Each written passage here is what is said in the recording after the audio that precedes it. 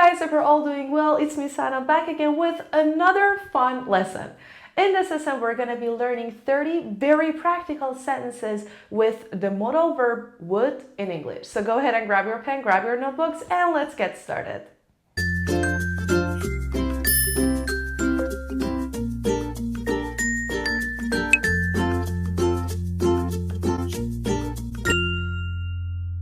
سلام بچه‌ها، من میسا هستم و خوش اومدین به یک درس بسیار باحال، جذاب و پرکاربرد دیگه که توی این درس میخوام بهتون 30 تا جمله ای که داخل همشون would استفاده شده رو یاد بدم که این جمله ها توی مکالمات روزمره خیلی استفاده میشن. هر جا که برین تقریبا میتونین ازشون استفاده کنین، زیاد میبینین، زیاد میشنین و خیلی خوب هستش که یاد بگیرین که اگر خواستین تو جمله هاتون استفاده بکنین دم دستتون باشه و سریع بیاد تو ذهنتون و اونا رو توی جملاتتون به کار ببرین. من قبلا یک عالمه ویدیو براتون در رابطه با خود would به تنهایی گرامرش براتون درست کرده بودم. would توی شرایط مختلف، مثلا would اگر که توی جملات شرطی بیاد، چجوری مثلا تو جملاتی که با I wish هستش استفاده کنید. خلاصه که توی پلیلیست گرامر راجع به would قبلا باهاتون خیلی صحبت کرده بودم و اصلا یه ویدیوی کاملا تخصصی راجع به این مدال ورب براتون قبلا ساخته بودم. اما توی این درس میخوام 30 تا جمله ای که would توشون به کار رفته و خیلی زیاد میتونین روزانه ازشون استفاده کنین رو با هم دیگه بررسی بکنیم که توی ذهنمون بهتر جا بیفته. اما قبل از اینکه درس رو شروع بکنیم، اگر که دکمه قرمز سابسکرایب رو کلیک بکنین، زنگوله بغلش رو هم بزنین، شما همیشه اول نفرین خواهیم بود که ویدیوهای ما رو میبینین، لذت میبرین و کلی مطالب آموزشی خوب ازش یاد میگیرین. در ضمن بقیه راههای ارتباطی من این گوشه هست. داخل تلگرام یادتون نره عکس تخته رو بردارین، فایل درس‌ها رو بردارین، فایل PDF، تمرین یا هر چیزی که هست، و داخل اینستاگرام هم که میتونین از بقیه منابع آموزشیمون استفاده کنین. بی‌وقفه بریم سراغ این 30 تا جمله. Number 1. Would you like some coffee? Would you like some coffee? هم میتونم بگم would you، هم میتونم بگم would you. هیچ فرقی نمیکنه، هر جفتش هم درسته. ولی قبلا بهتون گفته بودم توی pronunciation اگر دو تا لغت داشته باشم، به خصوص در رابطه با would you, could you، این صدا میتونه ج بشه. would you, could you, or would you, could you. Would you like some coffee? یه ذره قهوه میخوای؟ فکر کن مثلا یکی اومده خونت، میخوای بهش آفر بدی. قهوه میخوای؟ چای میخوای؟ Would you like some coffee? Would you like some tea? Would you like some cake? Would you like some هر چیزی میتونه باشه. بچه پس این would you like رو میتونی به عنوان یه چانک ثابت توی یا یه قسمت یا یه بخش ثابت تو جمله‌تون نگه دارین، بقیه‌اش رو هر چیزی که خواستین اد بکنین. این جمله ها خیلی هاشون فقط به عنوان یه مثال اصلی هست که مثالای مشابه خودتون رو باهاشون بسازین. Number 2. I'd like to ask you a question. I'd like to ask you a question. میخوام ازت یه سوال بپرسم. بچه I want to ask you a question or I want to ask you a question. I want to ask you a question. I'd like to ask you a question. I'd like to یه ذره انگار حالت فرمال تر داره. یه چیزی که تو لحظه میخواین بپرسین. I'd like to ask you a question. میخوام ازت یه سوال بپرسم. I'd like to رو میتونین دوباره ثابت نگه دارین. بقیه جمله رو عوض کنید. I'd like to take you out tonight. I'd like to spend more time with you. I'd like to teach you a new lesson today. هر چیزی. پس I'd like to ثابت میمونه. Number 3. What would you rather do instead? What would you rather do instead? به جاش ترجیح میدی چی کار کنی؟ راجب would rather، راجب prefer، had better، همه اینا بچه ها ویدیو درست کرده بودم. دیگه وارد گرامرش نمیشم. اگر میخواین بیشتر راجبش بدونید، تمام درسای مرتبط رو این پایین براتون گذاشتم. اوکی؟ What would you rather do instead؟ ترجیح میدی چی کار کنی؟ What do you prefer to do instead؟ What do you prefer to do instead? Or what would you rather do instead? دقت کنید بعد would rather بچه ها وربم bare infinitive میاد. یعنی infinitive لخت، یعنی خالی هیچی نداره. نه to داره، نه ing داره، هیچی نداره. bare میاد. Number 4. I'd rather stay with you. So ببین مثلا یه conversation میتونه باشه. What would you rather do instead? You want to go out tonight? Would you like to go out tonight? No, I'm not in a mood for it. بعد دوستش میگه okay then what would you rather do instead. پس به جاش ترجیح میدی چیکار کنی؟ I'd rather stay with you. ترجیح میدم که مثلا اینجا پیش تو بمونم، بیرون نریم مثلا. I'd rather stay. میبینیم bear میاد، خالی میاد. Number 5. She'd rather not see me. دوباره اگر بخوام منفی بیارم بازم خالی میاد. Not see, not go, not do, not come, not teach. She'd rather or she would rather not see me. اون ترجمه دیگه منو نبینه. Number 6. I'd love to spend more time with you. I'd love to spend more time with you. من دوست دارم که بیشتر با تو وقت بگذرونم. I would love or I would like. ولی وقتی میگیم would love انگار اون میلش بیشتره، مثلا بیشتر دوست دارم که با تو وقت بگذرم. I'd like to spend more time with you. I would love to spend more time with you. Both are actually correct. So I would love to. Number 7. I wouldn't mind taking you to the party with me. حالا یا to the party. I wouldn't mind taking you to the party. هیچ مشکلی نیست، یعنی مسئله نیست، من تو رو با خودم میبرم مهمونی. I wouldn't mind taking you to the party. I wouldn't mind. I wouldn't mind. مشکلی نیست، مسئله نیست. حتی خالی هم میتونه استفاده کنی. Can I come to the party with you? Yeah, I wouldn't mind. آره اشکال نداره، برای من کاملا اوکیه. Number 8. I would never say that about you. I would never say that about you. من هیچ وقت یه همچین حرفی راجع به تو نمیزنم. بچه‌ها دقت کنین، شاید این کاربرد would رو توی درس اصلی بود براتون توضیح دادم، ولی یه بار دیگه ببینید تا اینجا چیزایی که استفاده کردیم گرامرهای مشخص و ثابت بوده. مثلا would rather, would love, would like, what would you, I would love to, I would like to. اینا گرامرهای مشخص دارن. ولی توی جمله مثل این ممکنه اینجوری باشین که خب نیست، چرا توی این جمله گفته I would never say that about you، چرا نگفته I will never say that about you، چرا would گفته؟ توی اون درس اصلی براتون توضیح دادم، ولی یه بار دیگه میگم چون خیلی مهمه. بچه‌ها مثلا میخواین تاکید بکنین، مثلا دوستت میگه تو چرا اومدی راجع به من این حرفو زدی، میخوای بگی من هیچ وقت تا ابد تا عمر دارم یه همچین حرفی رو نمیزنم.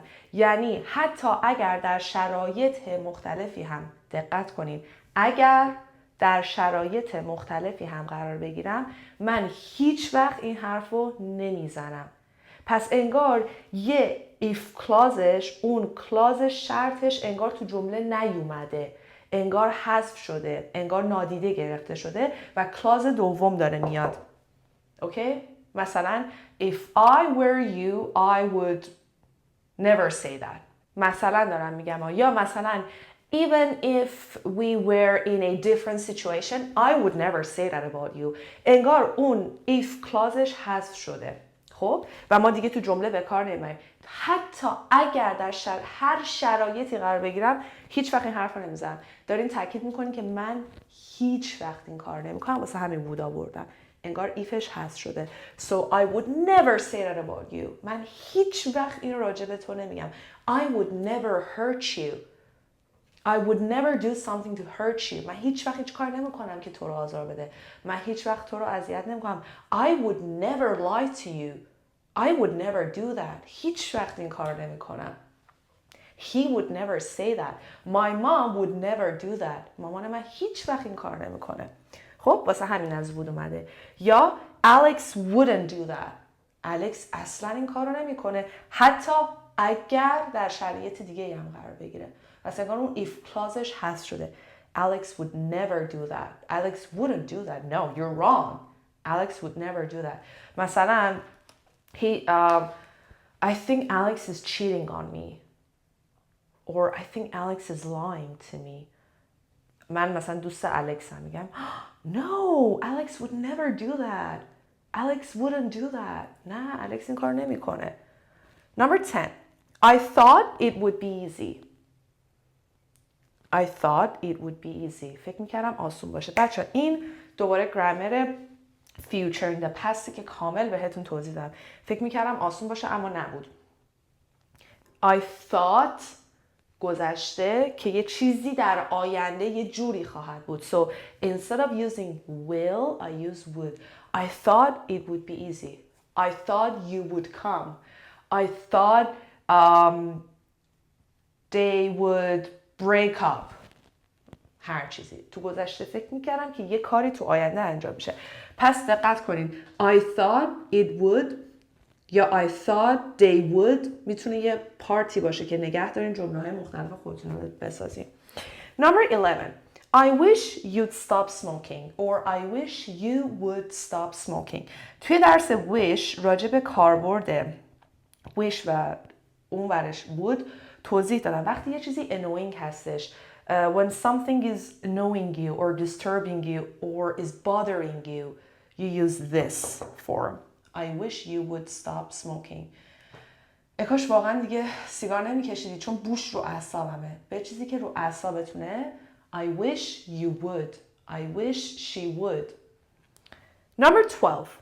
I'd help you if I could. I'd help you if I could. اگه بتونم حتما کمکت میکنم. I would help you if I could. Number 13. I thought he wouldn't like Sally. میبینین دوباره قالبش مثل این جمله است. پس الان 10 و 13 یه قالب دارم. میبینین I thought he wouldn't like Sally. فکر کردم از سالی خوشش نیاد ولی اومد. But they hit it off. مثلا I thought he wouldn't like Sally but they hit it off. hit off کردن یعنی خیلی سریع با هم گرم گرفتن. I'm sure he'd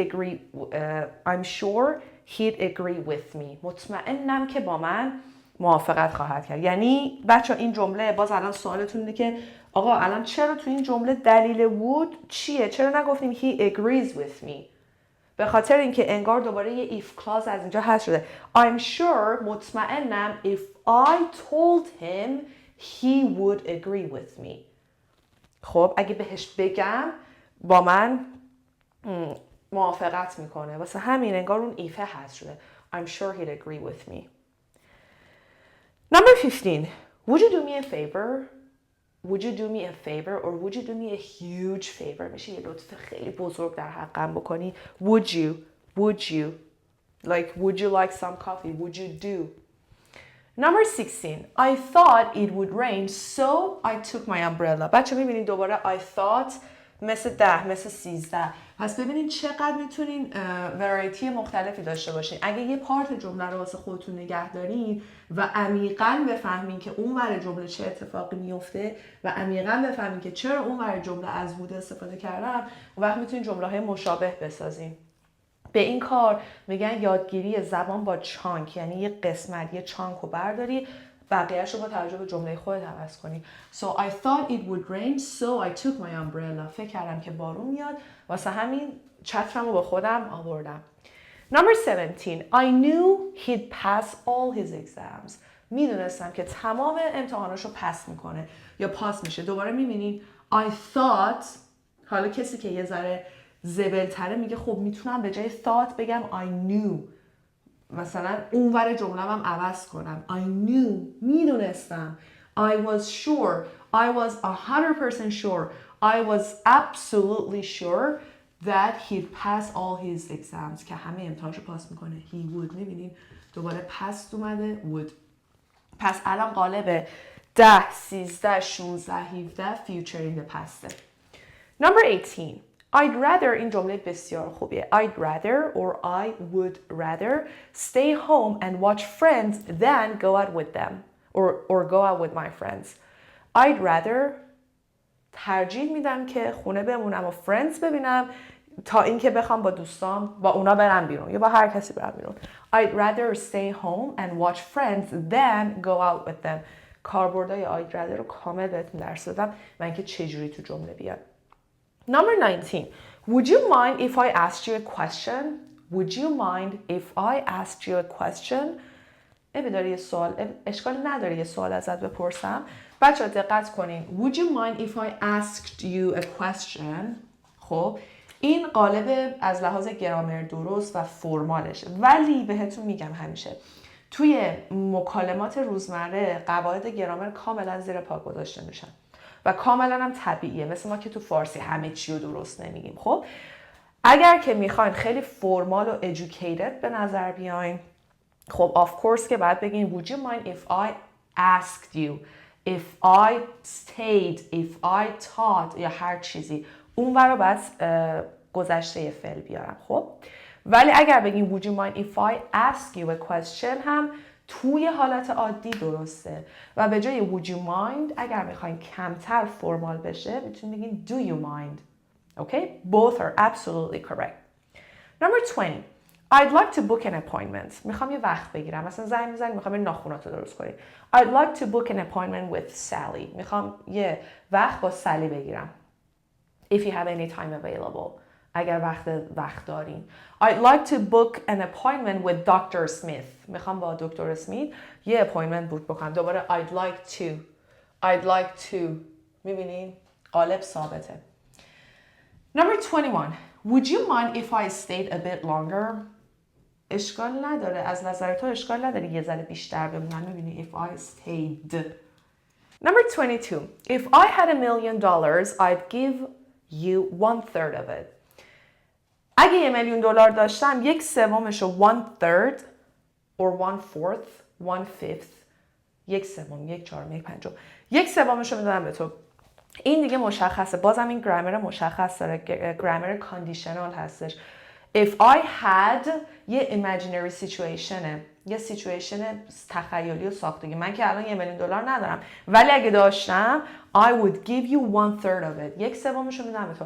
بچه راجع به این من فکر کنم 2-3 هفته پیش بود یه درس براتون گذاشتم که اگر میتونستین یک قدرت خارق‌العاده داشته باشین چی رو انتخاب میکردین. دقیقاً راجع به این گرامر داشتیم تمرکز میکردیم صحبت میکردیم. Number 23. He would never forgive you. اون هیچ وقتی که تو رو نمیبخشه. میبینیم he would never. I would never say that. Alex wouldn't do that. He would never forgive you. I would never forget what you told me. هیچ وقت دیگه فراموش نمی‌کنم چی بهم گفتی. هیچ وقت اون دیگه هرگز تو رو نمیبخشه. 24. I'd be more than happy to help. این خیلی مثلا جمله فرمال میتونی سر کار. Can I ask you a question? Yeah, of course. I'd be more than happy to help. میتونم این سوال ازت بپرسم؟ آره حتما. خیلی خوشحال میشم اگه بتونم کمکت، یعنی خیلی خوشحال میشم که کمکت کنم. I would be more than happy to help or I'd be more than happy to help. 25. I'd love for you to find your dream job. I would love for you to find your dream job. من واقعا دوست دارم که تو کار مورد علاقت رو پیدا بکنی. I would love for you. I would love for you to master English. I would love for you to pass your IELTS exam with flying colors. I would love for you to stay here a bit longer. I would love for you to come and visit me sometime. I would love for you to become an independent woman. من دوست دارم که توی زن مستقل بشی. دوست دارم که توی انگلیسی مستر بشی یا پیشرفت بکنی. دوست دارم که اینجا بیشتر بمونی. I would love for you to بقیه جمله. Number 26. I'd prefer to go by myself. Or I prefer to go by myself. Or I would prefer to go by myself. ترجیح میدم که خودم برم. I would prefer. I'd prefer not to drive at night. دقت کنین. I would prefer اگر بخوام منفیش کنم not رو قبل از to میارم. To not نمیگم. میگم not to. این نکته مهمیه. بهش حواستون باشه. So I'd prefer to go. I prefer not to go. I prefer to drive. I prefer or I'd prefer not to drive. I'd prefer not to drive at night. ترجیح میدم شب رانندگی نکنم. Number 28. Would you prefer a quieter restaurant or would you prefer a quieter place to study? Would you prefer another coffee shop? A better coffee shop? Would you prefer to stay in a better hotel? دوست داری ترجیح میدی توی رستوران آرومتر باشی، کافی شاپ آرومتر باشی، توی هتل بهتر باشی؟ خب بچه‌ها جمله 29 رو ببینین. A و B. A میگه you must have dinner with us. تو باید امشب شام ما باشی. B میگه yes, I'd love to or I'd like to. آره حتما دوست دارم. Yeah, of course, I'd love that. I'd like to or I would love that I would like that I would love to I would like to همش درست. آره حتما دوست دارم. And the last one, would you like a bit more؟ یه ذره بیشتر میخوای؟ مثلا اینا میتونیم داره کیک میخوره دوسته. Oh my god, this is so good, it's so delicious and you're like, would you want a bit more؟ یه ذره بیشتر میخوای؟ مثلا داره کیک میخوره میگه وای خیلی خوشمزه است عالیه تو میگی یه ذره بیشتر میخوای. Would you like a bit more؟ مثل would you like some coffee؟ اوکی؟ اینم از 30 تا جمله با would که واقعا من فکر میکنم که خب اونایی که گرامر مشخص دارن مثل کاندیشنال، مثل آینده در گذشته، مثل would like، مثل would prefer، would rather که تکلیفشون مشخصه. ولی اونایی که گرامر مشخص نداشتن، به خصوص اونی که گفتم انگار if clauseش حذف شده یا مثلا مثل این جمله ها، خیلی خوبه خیلی پرکاربردن در طی روز استفاده کنین. اونایی هم که میگم گرامر مشخص داره من همه رو کامل بهتون یاد دادم، تمام ویدیوهاش این پایین هست میتونین بردارین. دقت کنین که یه قسمتایی از جمله رو واسه خودتون نگه دارین. Would you mind if بقیه جمله خودتون رو بسازین و میتونین اینجوری از این 30 تا جمله 3000 تا جمله درست بکنین. ولی من مهماش و اونایی که توی مثلا روزمره میتونن خیلی استفاده بشن رو بهتون گفتم. حتما یادتون نره که مثالای خودتون رو با هم به اشتراک بذارین. همیشه گفتم میگم و خواهم گفت مهمترین قسمت یادگیری اون جاییه که شما از خودتون جملات رو تولید میکنین، با واژه ها جمله میسازین و تا زمانی که این اتفاق نیفته اونقدر پیشرفت نمی‌کنی و تو مسیر سریع یادگیری نمیافتین. پس حتما مثالاتون رو با هم به اشتراک بذارین، دوستانتون هم ببینن، شاید این پایین بتونین دوستانی پیدا بکنین که با هم دیگه زبان تمرین بکنین.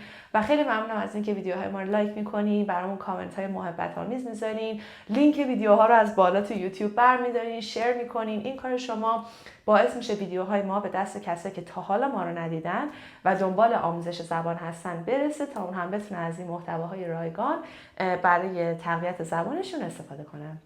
Till another lesson, love you guys so much. Take care. See you soon and bye bye.